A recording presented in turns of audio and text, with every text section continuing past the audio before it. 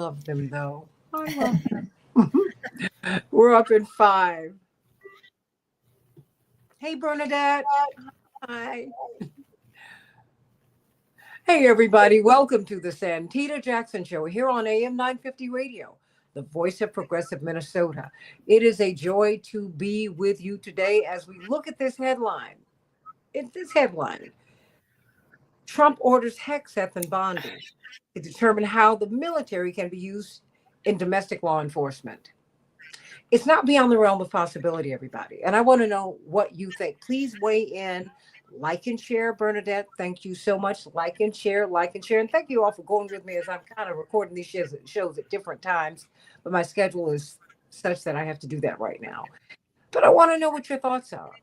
How would you feel if you saw your husband, your wife, your partner, your children, your nieces, nephews, godchildren, really effectively become the police?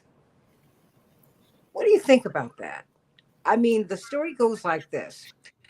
This is from Mediaite by Charlie Nash is the author of the story. And it's very interesting because Mediaite is one of the industry Bibles. It tends to skew right, but the fact is they at least give you the story, and they really try to get it right. I will say that. But here it is. President Donald Trump directed Secretary of Defense Pete Hegseth and U.S. Attorney General Pam Bondi to determine how the U.S. military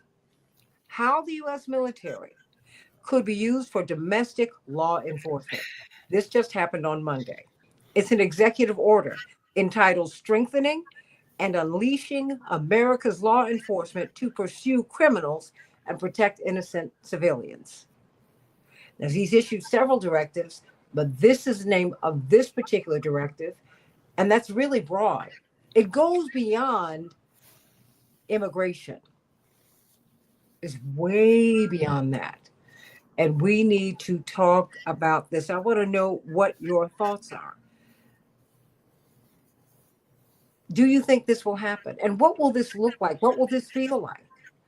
Well, you know who I had to go to, and you all love it when I get her. And you become a superstar here, and I just love it. Of course, FBI whistleblower, brilliant lawyer in her own right, and Women Against Military Madness. I guess that's what, since you're part of that, Veterans for Peace, I think you can help us with this today.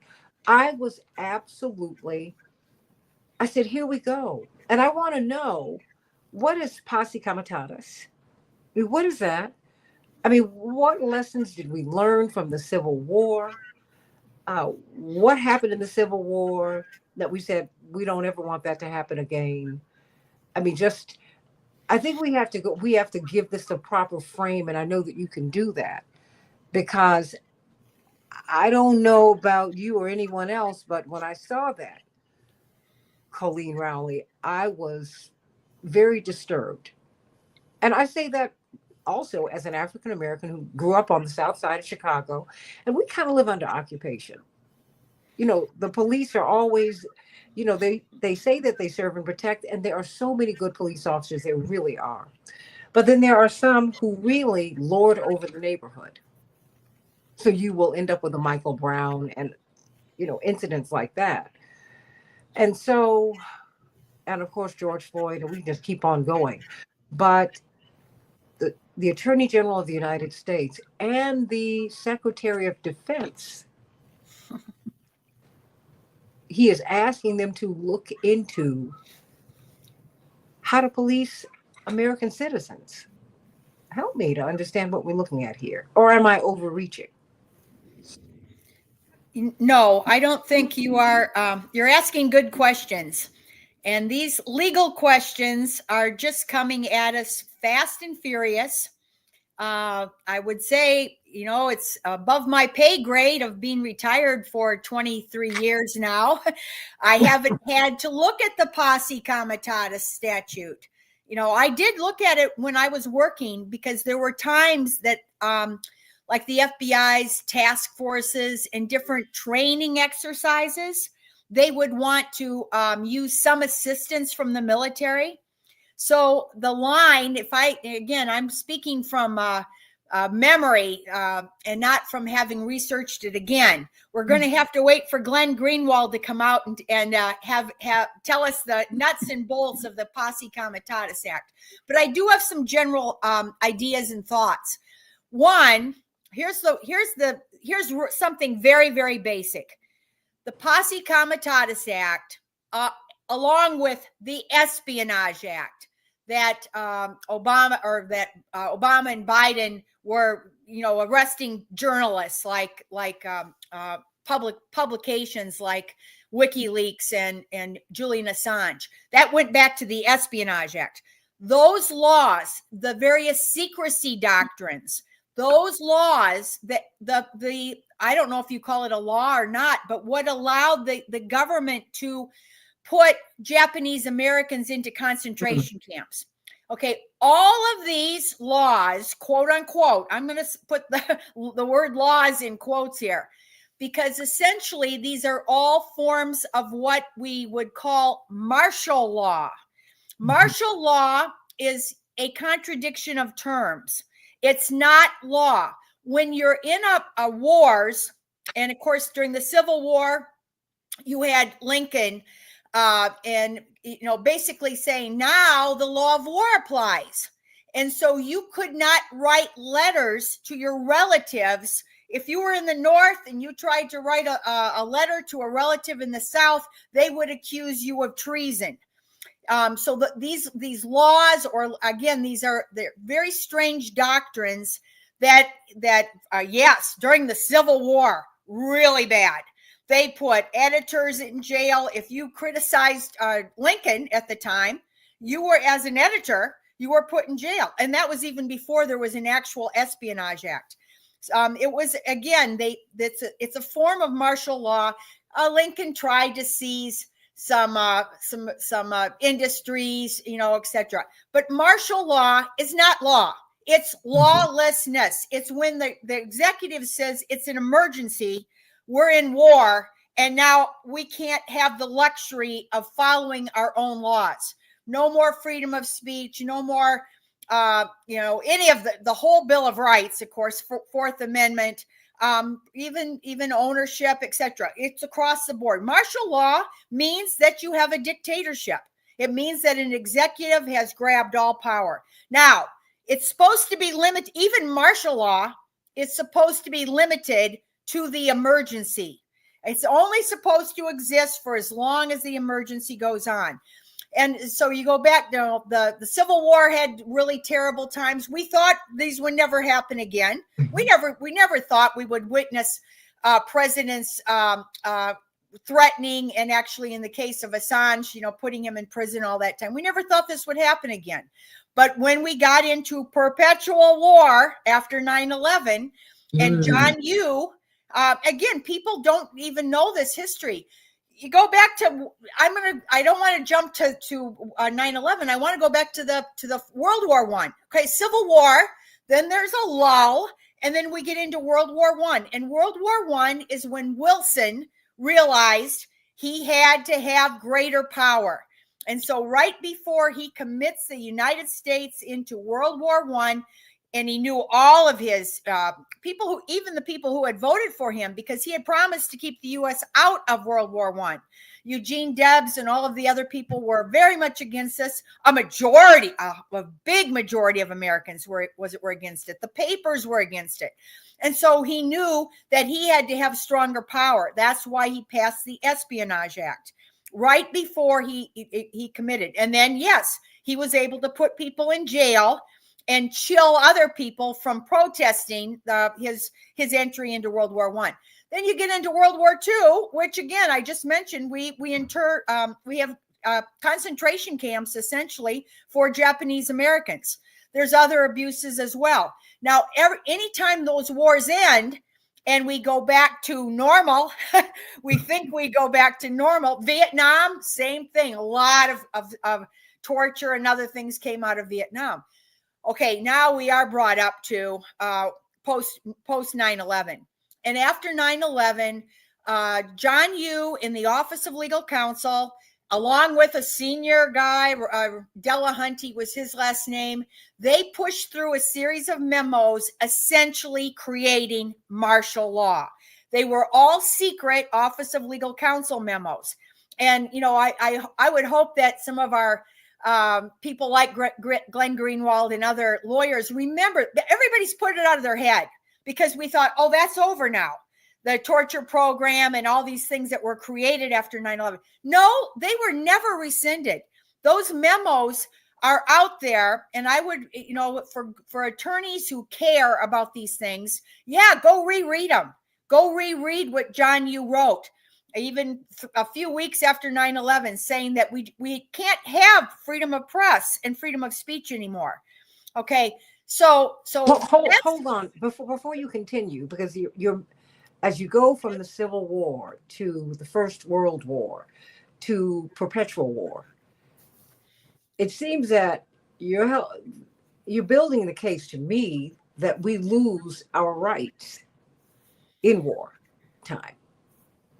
That's exactly right. James Madison said this. I mean, the founding fathers, after having lived through the Revolutionary War and King George and a dictatorship of King George, they knew this situation very well. Madison said, "No country can preserve its freedom in a time of perpetual war." All of the laws, and I get this question all the time, even on social media. People are just amazed that we have no law anymore. It's not just international law, it's even domestic laws. They've all been bent, and loopholes are found. Again, John Yoo, he found a loophole to try to legalize torture. Now, the loophole was really shoddy. Some lawyers are better at this. They're better at concocting legal sophistry and artifice. They make these arguments, and some are better at it than others. In John Yoo's case, he had very little time. And so when he wrote the one memo that was legalizing torture, he did a really bad job.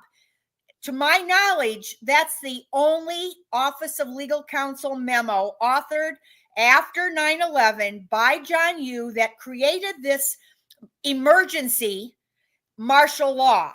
And that's the only one that eventually they looked at and they said, that is so awful, and that was rescinded. The rest of those memos, and I tried to read a couple of them. I only got this far on them. So again, I encourage anybody who's listening, who's a lawyer, to go back and read his memos, because that's exactly what they did. He said, we can't have law anymore because we're in war.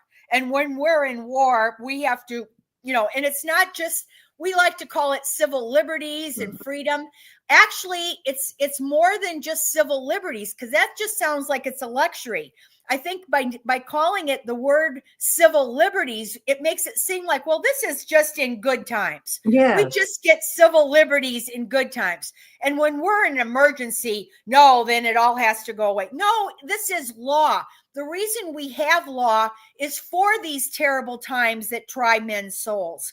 When we are in really bad times, and now the wars abroad, the perpetual war abroad, has come home. It has migrated home. We now have war between the executive and the judiciary. War might be a little strong a term, but the tensions and what we talked about last time I was on, constitutional crisis of the executive saying, no, I'm going to impeach judges who disagree with me. Okay, so that's a constitutional crisis for sure.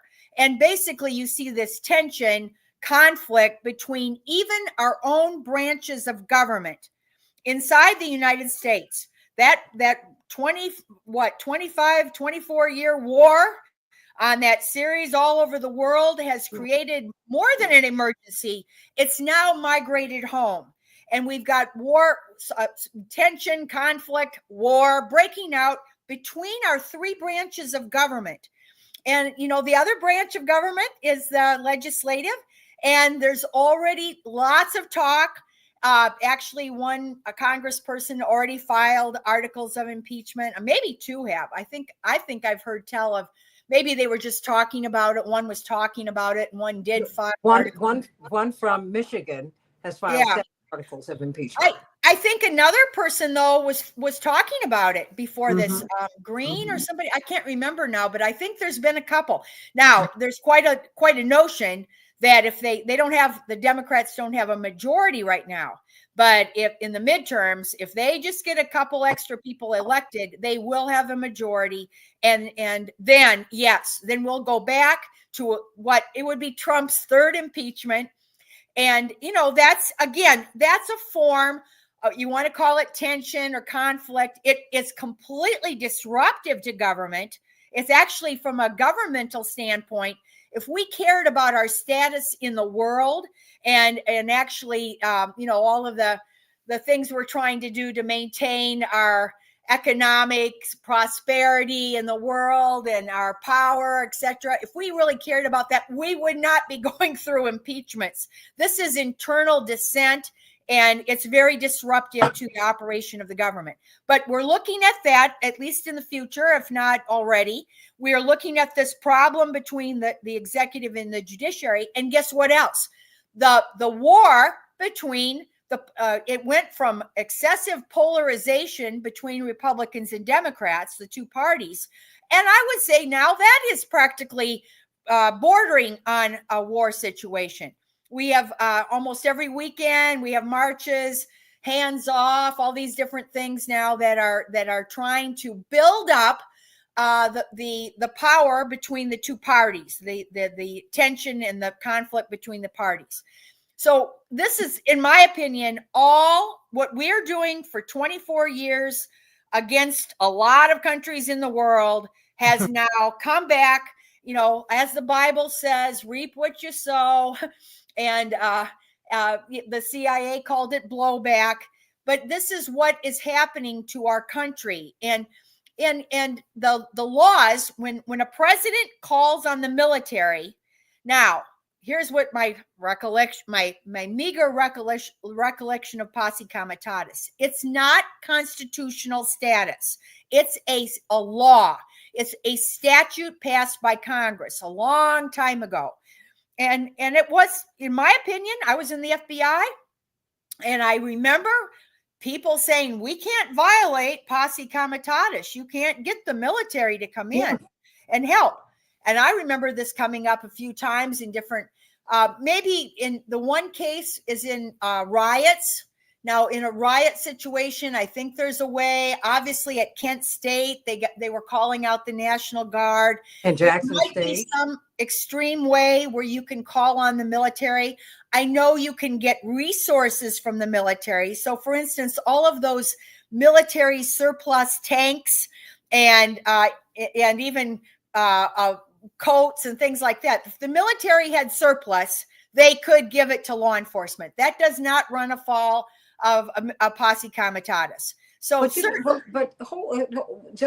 a moment. I mean, but this is how things can go way off base, if you will, very quickly, because Kent State and Jackson State happened at the same time. Predominantly white institution, historically black colleges. These young kids who were protesting the war. Period. Mm-hmm. And you had they were killed. There were killings on both camps. Our kids were killed at these schools. I mean, military guns, right? I think by military personnel. Yeah. Yep.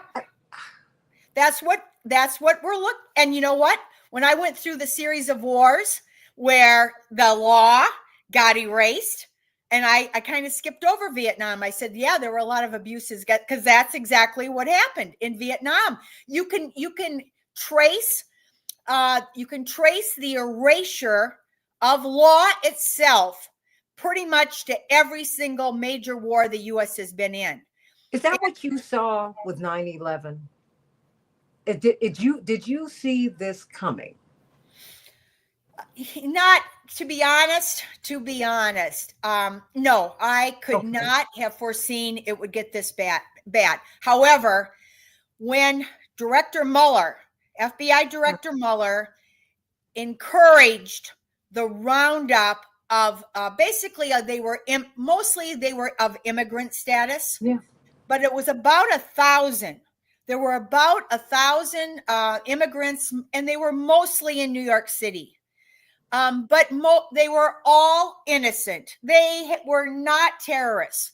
And like I remember reading a couple examples. One guy was a dishwasher from Bangladesh. He had spent a year in New York City washing dishes in a restaurant, saved up his money, and he was about ready to go back and help his family or whatever. And he's out walking a day or two after 9/11 and gets arrested because he had cash on him. That was the only thing, suspicious. And he was put in, and they, not just he, around several hundred, almost 1,000, were put in jail. And they were, the jailers, here's the worst part of it.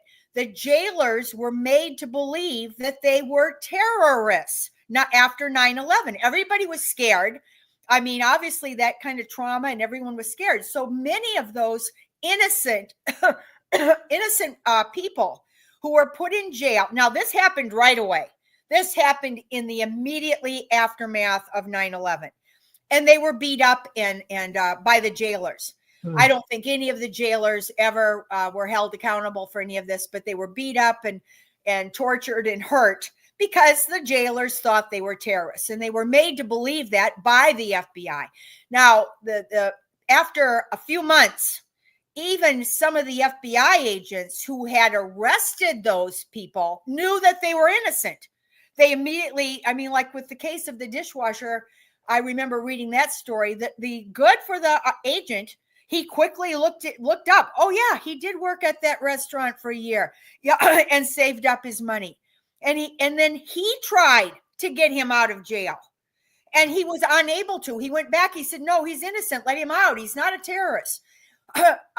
You have to blame Robert Mueller and the high up people. That again, why did they do this? One of the reasons was they wanted to show the American people the FBI was on it, and every day they were putting out a press release. Our office didn't fall into it, and I wasn't the only wiser person there that said, "What are we doing? Rounding up all of these people and putting them in jail." And a lot of the other supervisors, we all kind of agreed this was dumb.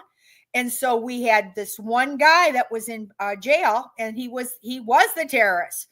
His name was Zacarias Moussaoui. So day after day, I sent in the report because they were putting pressure on the offices to go out and detain and arrest these immigrants. And we kept sending in one every day for like 2 months. And again, it was because Mueller and the rest of them were, I don't know what their problem was. They wanted to show we were busy. But after about a year, they ended up releasing all of them. And then the Department of Justice Inspector General found it was all wrong. So once this happened, you get some sanity, like it took maybe 2 years. I said 1 year, but it began after about a year that the Inspector General said, this is wrong, whatever. And so 2 years later, a report comes out. Oh, all those people you were holding, some of them beat up, completely wrong. And then Ashcroft says, "I refuse to apologize for helping keep America safe." And most people don't know the difference. So yes, I had a clue.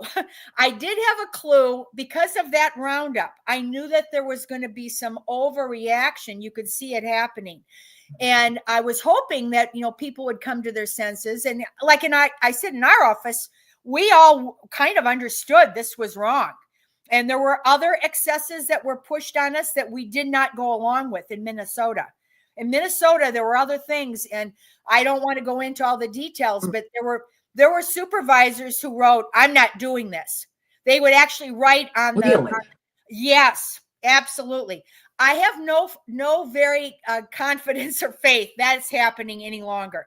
But in the aftermath of 9/11, when some of this stuff first started, yes, we had good people, And yes, I can remember a supervisor saying, "What are they asking us to do? No way." Right on the communication. And so and the reason is, when I gave legal counsel, when I gave legal training to the agents, I would always emphasize some of these, Waco, some of these terrible. There was another one, the shooting out west, where one of our agents was tried for murder. I mean, there was the Sispes case.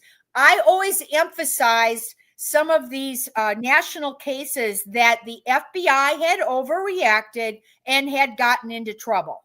And so, so after 9/11, we had a better ability to withstand that pressure from on high.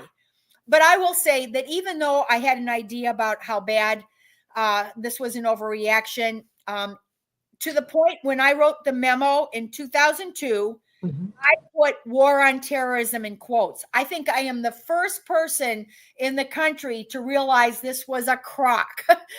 This was a crock of whatever. And when I wrote that memo, I put the so-called war on terror in quotes. And why did you do that? I mean, why did you? I had a clue. It's exactly right. I knew that this would be nothing but trouble. When you do this kind of thing, maybe it was in the back of my head that this kind of thing produces illegal wrongs. It does produce. You call it a war, and basically it should have stayed law enforcement. If you're looking for a criminal actor, you don't call it a war. They called it a war on terror, and they should have just left it as a law enforcement process. Like the terrorist in Minnesota, he got prosecuted in the courts. He didn't get put in Guantanamo or black sites. He got prosecuted just as a normal criminal person, and he was like the only one who was convicted. Maybe to this day, I think a couple of them have pled guilty, but I think he was the only one convicted, because the rest of them, now they had trouble. The last several 9/11 suspects, they couldn't prosecute them because they had tortured the confessions out of them, etc. So you're only gonna hurt your own ability to actually find and prosecute terrorists. You're only going to hurt your own ability by calling it a war on terror. And you can see all of those abuses after 9/11, including detention on Guantanamo without any kind of due process. Again, what they did is they erased law. They put people in black sites. They had no due process. Until it went up in the Supreme Court. And then the Supreme Court said, no, you have to have due process. This sounds like what we're dealing with right now. And I'm trying to figure out what the war is. I mean, people are being taken. Mahmoud Khalil was not taken to downtown in New York City. He wasn't taken to Jersey. They had to look for him for a couple of days. He was taken to Louisiana. I mean, they're taking people to Louisiana and Texas. You have people who are masked and hooded, who are not even in police or some identifying shirt, jacket. Because I see the FBI, they have the windbreakers and all of that. They're not even wearing it. They're just coming up to people and they're snatching them. I mean, what is the war on right now? Because I'm glad you went back to the founding of the country, because it's only when you really, really read history as history, not as mystery, that you realize that the founding fathers and mothers were in a war. We had an occupying force in the United States, and our laws are written in that context, right? That's exactly right. I mean, the founding fathers, with the checks and balances, and they were trying to avoid what they had just lived through. Okay. That's exactly the Revolutionary War. And actually, in all fairness, George Washington was better than a lot of presidents. He didn't actually he didn't want to torture. He said no, so he actually was better himself. But by and large, war. You can go back before the series of U.S. wars to a famous. I just quoted this for another paper. Cicero, Roman officer, icon, Cicero, and his famous quote was, "In times of war, the law falls silent. In times of war, the law falls silent." I suppose Madison actually, when he was saying his thing, he was well aware of that too. That creates a pressure. It makes people lose their minds. So, like the only reason we have law to begin with is we have all agreed we wanted minimum standards. Now, the standards, they don't have to be very detailed. Due process is a very minimal standard. The prohibition against torture, the prohibition against killing children, the Geneva Convention. These are the most minimal standards. The First Amendment, right of free speech and the right of press. These are minimal standards. It's not like they're trying to regulate how my garage door goes up and down. We make laws that are detailed, and people will say, well, we don't need these regulations. They don't make sense. So that's possible. You can argue about some of these things. But basic constitutional law was crafted so that when we found ourselves in these stressful times, when people were under pressure and they're trying to, again, they think they have enemies all over the place and they're doing down. That's what the law was created for, because we want to have minimal standards. And the reason we want to have minimal standards, this goes back to ethics talks about, it's called utilitarian ethics. So utilitarian ethicists would say, well, the ends justify the means. That was the thing that came out, 1800s. There were ethicists, so-called ethicists, that came out and said, the goal is more important than the means of how to get there. And therefore, if we said we want to get, let's say confessions are a good example. I gave this talk against torture many times. So we want it, if somebody committed a murder, you would want to get them to confess to it. It would be good evidence. If they killed a child, if they beat up their wife, obviously you would want to get a confession because that would stand up in court, etc. However, you can't overbear the will of the person, because then you can actually get false confessions. So the reason that those laws exist, and that you can't say, well, the goal is so great that we can use any means to get to it. The reason is it's going to hurt your own goal. You're concocting. This is another thing about the ticking time bomb. They made up this hypothetical that you can torture people to have them tell you where the ticking time bomb is. And yes, we would love to save lives. If there's a ticking time bomb in New York City and someone knows where it's at, yes, you would want to save the city from the time bomb. Sure, of course you would. So the goal is good. But you know what? You can't do, you're less likely to get that person to lead you to the ticking time bomb by torturing them than you are by other means. So it's completely wrong.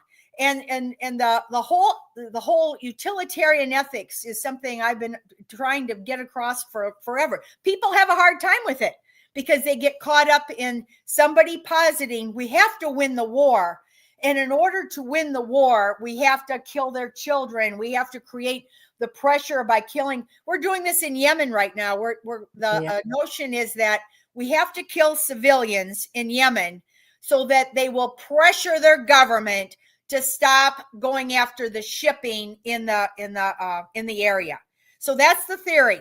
And I'm going to tell you, it doesn't work this way. It does not work this way. No, you can't be bombing civilians and then thinking that your goal is so great in order to improve the shipping in the area. It's like this over and over. But people have a hard time with it. People think, they get caught up in, and you'll see our politicians. You'll always see the politicians promising that they will achieve a really wonderful goal. The tariffs are another great example. I mean, I'm not an economist, but everyone would like there to be fair trade. Yeah. We would like to reduce. We would like to increase productivity in the United States and reduce the national debt. And no, I mean, there's some good goals, absolutely good goals. But the problem is the means to get there. Now, are tariffs the means to get to those good goals? I mean, that's a lot more questionable. And so, anyway, there's a whole No, bunch of things like this. but we're And not in the discussion.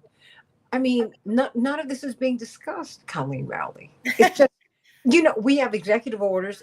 And my brother's in Congress. He said executive orders are not laws. They're not laws. And we're a co-equal branch of government, and we're supposed to be discussing these things. But they've got the Oath Keepers and the Proud Boys in the gallery and roaming the halls of, of the congressional offices right now. So a lot of these congressmen who are getting screamed at their home meetings, they are afraid to vote because literally they're bumping into these guys in the hallway. I mean, this is insane. And then they want to deploy these troops to prevent crime. The language is so broad. yeah, Miss Rowley. It's so broad. I'm like, what are you doing? well, you know what? I don't know who Bondi will get to write those memos this time. John Yoo is probably volunteering, by the way. He's probably raised his hand to he'll say, go look at my earlier memos. I will tell you, whoever writes the new memos, because he ordered Bondi to tell him how he can use the military. So they're going to go back and get those memos. Even if the good lawyers out there, the National Lawyers Guild and the ACLU lawyers, if they don't reread John Yoo's memos, I can tell you who's going to be doing it. It's going to be the Office of Legal Counsel under Bondi, and they're going to be rereading and probably regurgitating most of it. That's probably what most of it will turn out to be, because guess what? They were never rescinded, except for the one memo about the torture program was rescinded. The rest of them were not. The one that authorized waterboarding was the only one rescinded. The rest of them were never rescinded. And most people don't even know about it.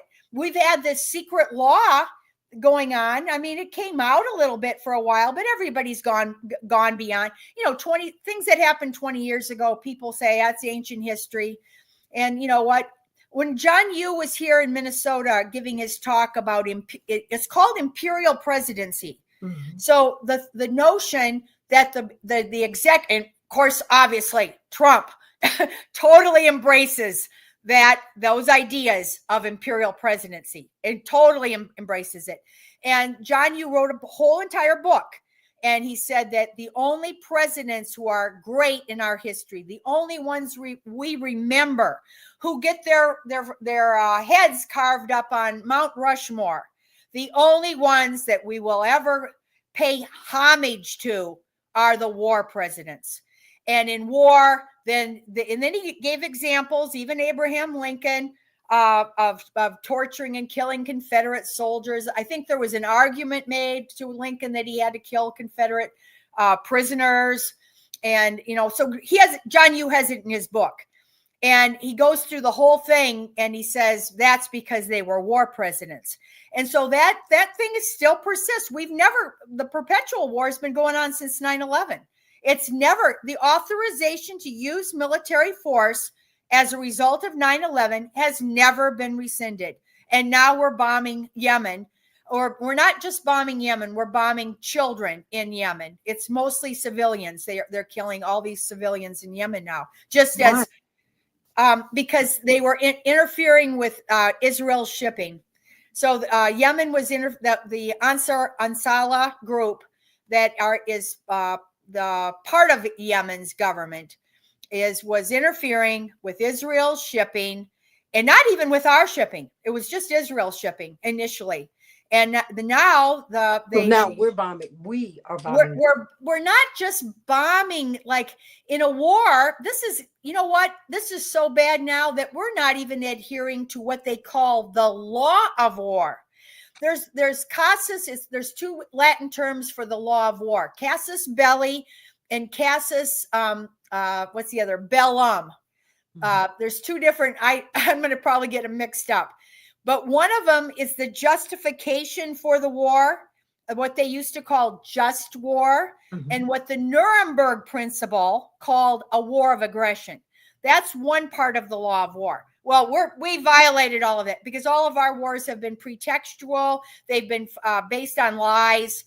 government propaganda, all the way back to the weapons of mass destruction, was just made up stuff, and false flags, and Libya, all completely made up. I mean, so none of that part of the law of war has been satisfied. I think that one's called casus bellum, jus bellum. Okay, I might have them mixed up, but the other one, we completely violate. There's no more Nuremberg Principle. Nuremberg Principle got completely erased right at the time of 9/11, when they began to go to war on Iraq. Got erased right away. So all of these have been illegal wars of aggression.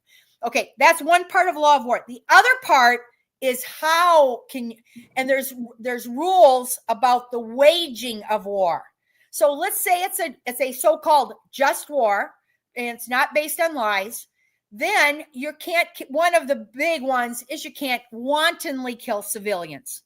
You can't be bombing and killing children and saying, well, they'll grow up to be like their parents, so let's just kill them while they're babies.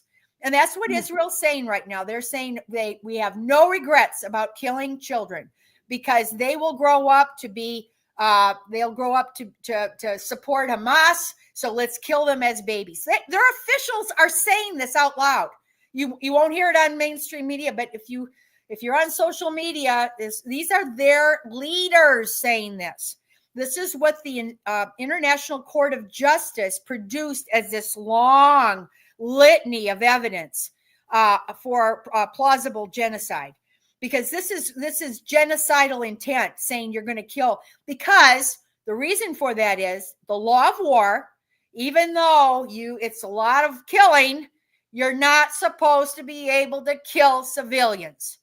And if you are bombing, like, and the U.S. has violated this. I'm not saying that it's not violated.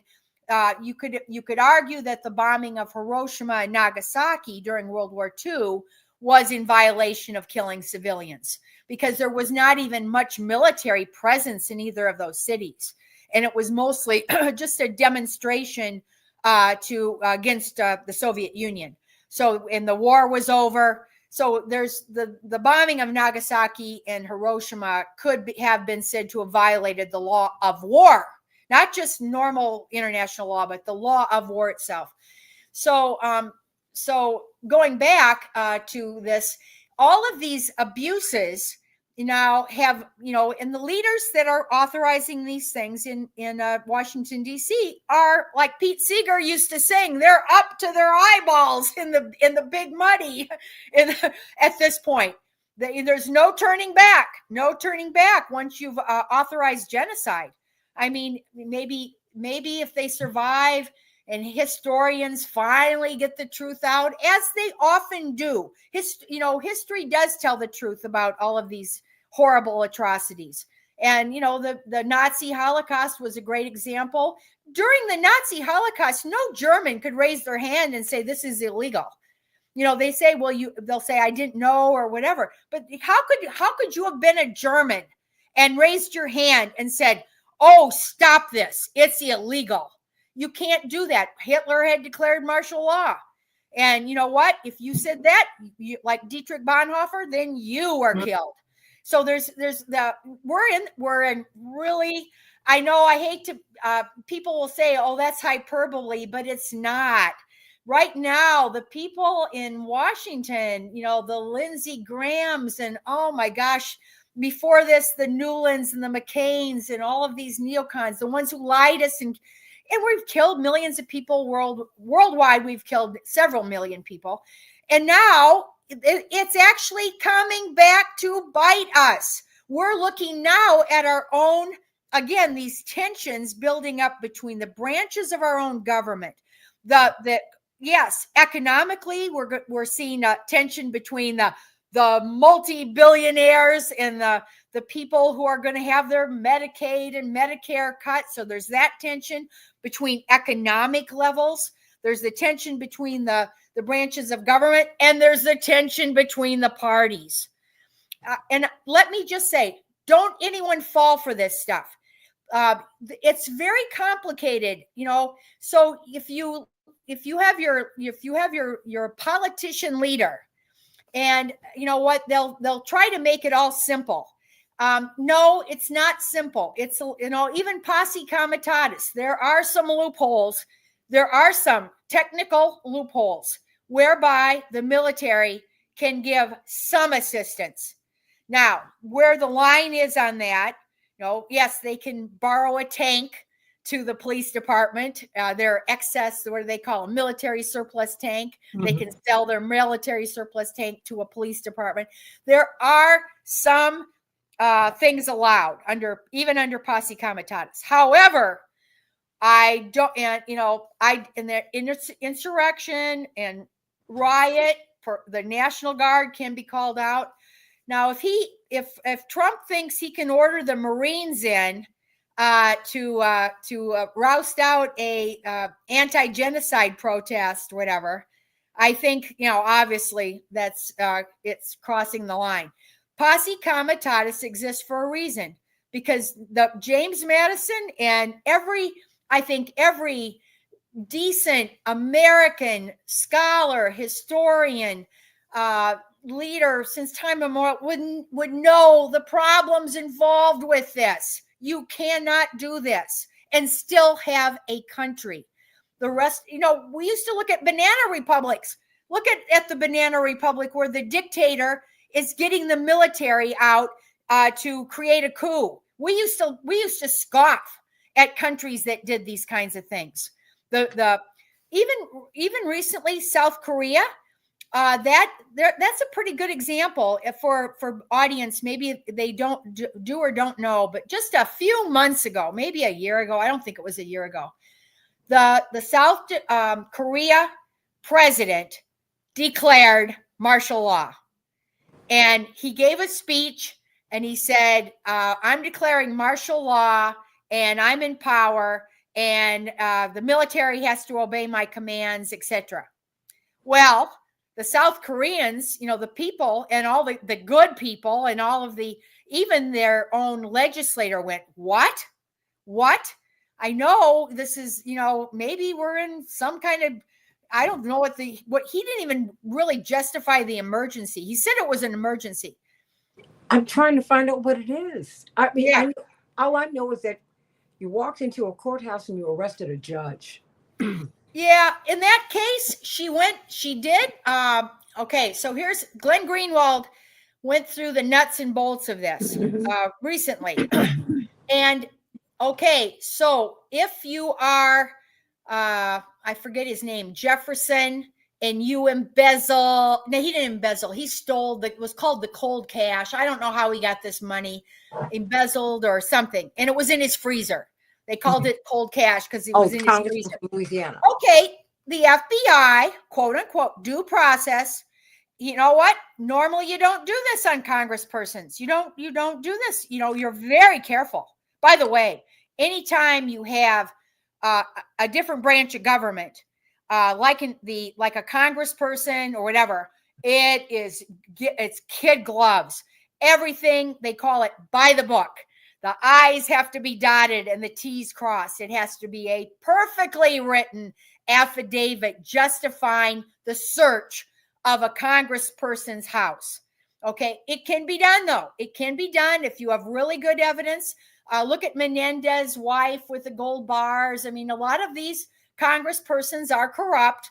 And so I think it's a good thing we have public corruption cases and we do allow. However, you got to follow the law, and it's got to be another judge authorizing the search of a place or an arrest. Same thing, an arrest or a search has to be authorized. There has to be a lot of probable cause, more probable cause with another member of the government or a judge. They do, as Greenwald said, judges get arrested. There are some really bad judges. We had one. Was he raping people? I mean, he was committing sex abuse. And look, Biden just pardoned these judges who were sending these kids to jail, and they were getting up in Pennsylvania. Yeah, illegal. They can be awful. Yeah. I'm looking though. It's got to be. It's the means. Going back to what I just said. Yeah. So the end of getting prosecuting a bad judge. Yeah, good. It's a good goal. you've still got to follow the proper means. And the means in the law, due process, Fourth Amendment, following the Fourth Amendment, the Fifth Amendment, right against interrogation, all of these things. Now, with the sanctuary cities, she may have just crossed the line to some extent. Just a bit. Yeah, because what she did, and I'll say the again, this is not, it is not, the Democrats are characterizing it one way. The Republicans, like Carolyn Levitt and Bondi, are characterizing it the opposite way. They're both a little bit wrong. That's what I want to get it right. Okay. I think here's what I'm right here. Okay. She can't be protected by saying I merely, it's a sanctuary city and therefore I can't help, I don't have to help ICE. Okay, she does not have to maybe help them, but when she leads him to a door to get out, that probably crossed the line by a little bit, because it's not exactly passive. It's an active help. It's an obstruction, right? She's obstructing us. She's giving, well, but go back to obstruction cases. And I was aware of a lot of obstruction. When you have a fugitive, when you're looking for a fugitive, you go first to the fugitive's family. And the fugitive's family will almost always, if they like their son, daughter, brother, if they had it all good relations with their family member, they're probably going to obstruct. And in many cases of fugitives, long-standing fugitives, you would find out that the family was sending money to allow that fugitive to hide out somewhere, or they helped them escape. They helped them find a place to hide, and they were actually financially supporting the fugitive.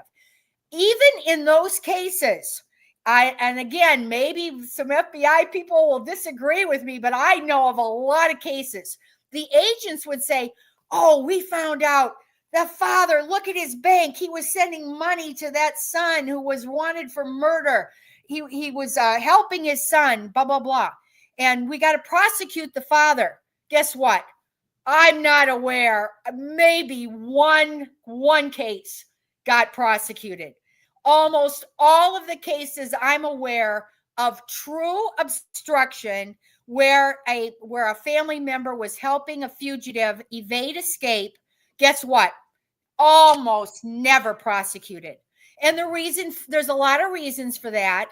You know, the mercy, I don't know, a lot of people would say, well, you know what, if it was my child, I would do the same thing. You know, the jury will be sympathetic because it's the family member. There's a lot of reasons, but I'm just telling you, in very hardcore cases of obstruction, they almost never got prosecuted in my day.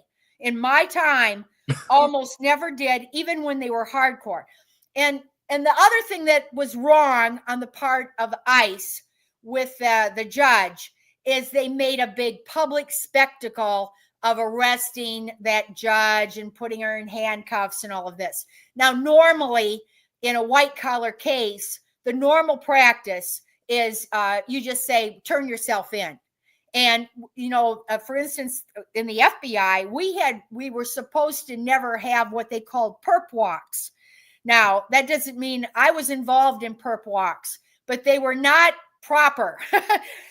We would take, when we arrested the mafia in New York City in the 1980s, they were in our office, but our office was just 3 blocks from the Department of the U.S. Attorney's Office, where Rudy Giuliani was waiting, you know, et cetera. So we walked them from our office, and yes, we knew the press was out there, and we would walk these mafia guys. And the reason why? Because Rudy Giuliani wanted good press. He wanted to say, I'm cracking down on the mafia. So we did these purple, but you're not supposed to. You're not supposed to. This was actually wrong. You know, and you think about it, because even arrests can be wrong. You're not supposed to be hurting that person additionally, besides just the cut and dry charges. Anyways, so that was wrong on their part. They were trying. I think I agree with the accusation. They were trying to make a point that other judges then would think twice, and we will get we will scare other judges to doing what we want. I think that was true. But you know where they did they did an over what's the word? They over zealous arrest. We're The done. overreach, maybe. Overzealous arrest itself with the whistleblowers, like the NSA whistleblowers after 9/11, Thomas Drake and Benny and the others. Benny was arrested in his shower. He was taking a shower, and he's guess what? He's a high level NSA official, but they thought he was saying things against Cheney's surveillance. And so, and he was never charged with any of it, but they did worse than a perp walk. They did this excessive, zealous arrest of whistleblowers.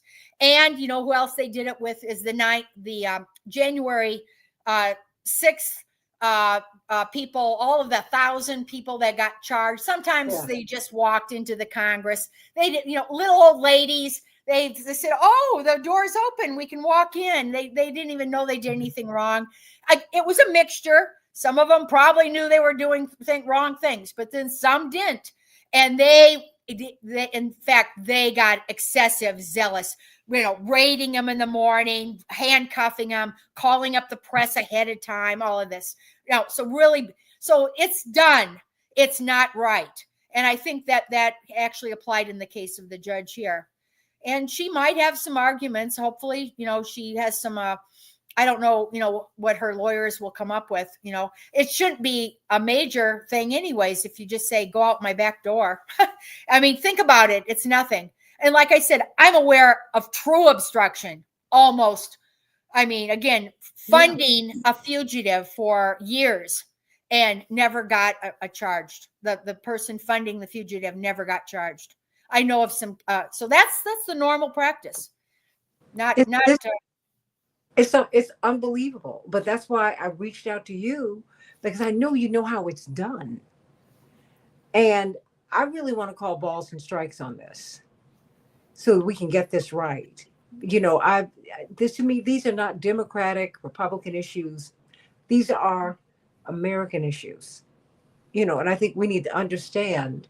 We have to ask the question, we're about to be 250 years old next year. We're a baby nation.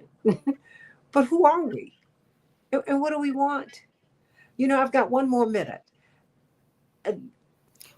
I'll tell you, I'm just going to take the last minute. We want judges with integrity. Mm-hmm. That's what we want.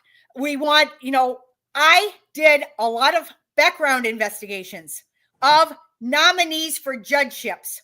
These background investigations, we talked to all the neighbors, we talked to every job they've ever had, we talked to all of the legal community.